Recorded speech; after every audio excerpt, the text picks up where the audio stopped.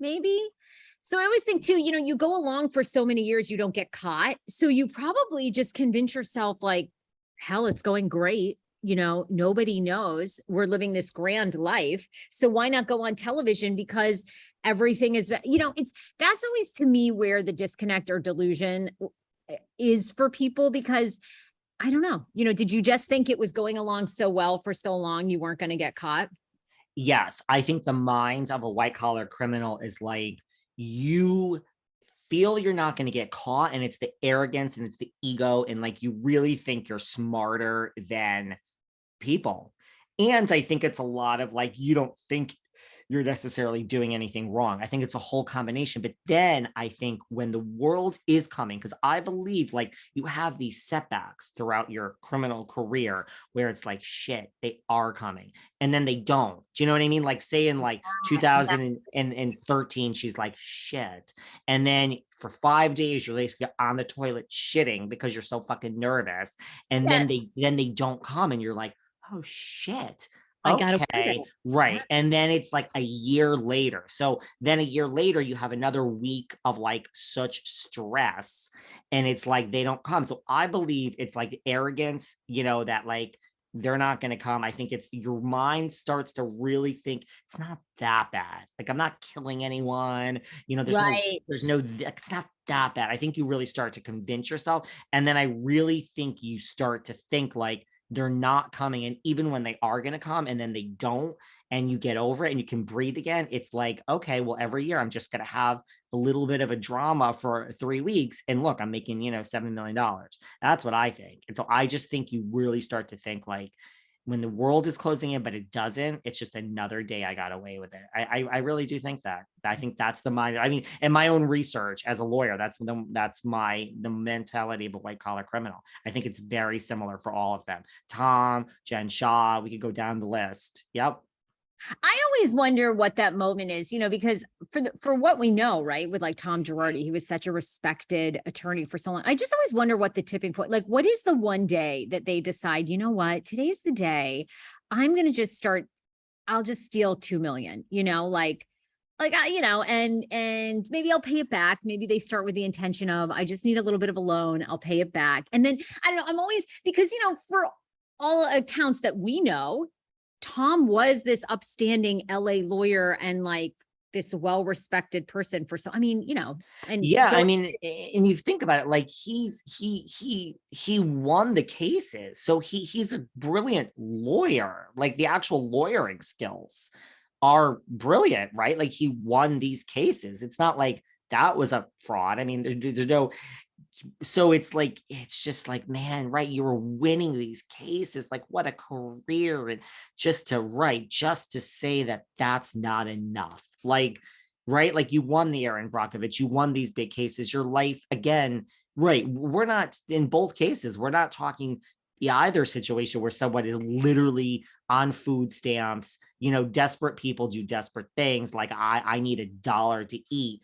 Neither case is like that. It's like your life could have been just so big and grand and more than I think even 95% of the way the world lives in both cases, really. It's just what a crazy. So it's going to be interesting, and she's going to be sentenced. And I mean, this isn't Teresa. So, I mean, I just wonder where this is going to fall in terms of like RHOSLC is basically done, but they kind of work that in. I think this is going to be where they add in the filming. Like I assume the day she's sentenced, they're going to be waiting outside the court. They're going to be adding in little clips, but I don't think Jen Shah is coming to season 4, everybody. I mean, we have to air season 3. Like, I just think this is it. I think we have one more season of Jen Shah and the cast will be changing, which is crazy. I know. Well, I did read that in several blogs that, people are tweeting at Bravo, are you filming her? Are you filming her? Hurrying up and follow and do season 4. We want to see like all the reaction. We want to see everything. So I think you're right. There's probably going to be snippets of that. But then after that, she's going to be gone. And I think it's very interesting this week. Part of me thinks that the Erika thing, because it was so detailed, and this is the first time I think they've really pinned down something illegal that she may have done. I kind of wonder that too. I wonder a year from now, if we mark this podcast episode, is Erika done? Is that, is this like her Jen Shah moment and she's done. I mean, it's kind of wild. It's just, and I think for me, as a fan of these shows, there's just always a part of me, I get like, I love the glam lifestyle too. And you kind of, me too, baby. You love, like, you get attached to an Erika Jayne, like how she came on the scene and she was so different than Beverly Hills. And she was just this empowering woman. And it's so disappointing. You're like, really? I wanted to believe this was all real, but it's just, I don't know, and this now that we're in the entertainment business and have been for so long. I really feel that the audience doesn't realize how fake everything is. Everything is, all these people, it's just so staged, like how much money they have. And it's so staged.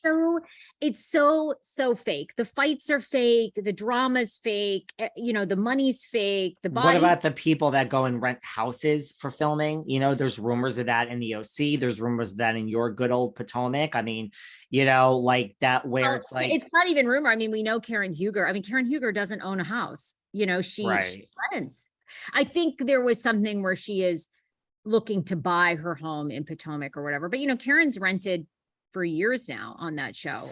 Which I'm even okay with that. It's like more that than go and buy a house that, your mortgage is due and you're like, fuck this, I just don't want to pay. I mean, like, but it's just, when they rent it like to film for like the 4 months and they're like, they pretend, like Karen's pretty honest about it, at least, you know what I mean? But it's like, look at our home. Well, sweetie, you just rented that home for 3 months. And yeah, that was a lot of money, but like, that's not your house. You just needed to film for the damn show. So, and that's not Bravo. That's not Bravo saying go rent a good house. It's like you in your 5th year of wanting to, it's so. And listen, I think, don't you feel like now the pressure is from Bravo? I mean, are they going to keep on somebody? We're all average, so are they going to keep on somebody that just has an average looking home? Maybe the one, because Bethany Frankel kind of started that, she was in that little 1-bedroom or whatever, maybe one person, but the entire cast can't, although we do have that with Emily, Gina, I think all of Potomac, more or less. I mean, no offense, Potomac. I mean, Monique had lots of money with that big house. I mean, Candace has a big house. I don't know. I mean, I don't know. Interesting. Like, I also have to say that, the other day I was wondering, this is a question that I have for you and the audience as I was listening. I'm like, to us, which I don't listen back to this podcast, God help me, love all of you for listening, but I was like, man, like, have I become a fucking internet troll? Like, are we trolls? Are we sitting here just like blah, blah, negative on everything in life? Are we fucking trolls, Sarah?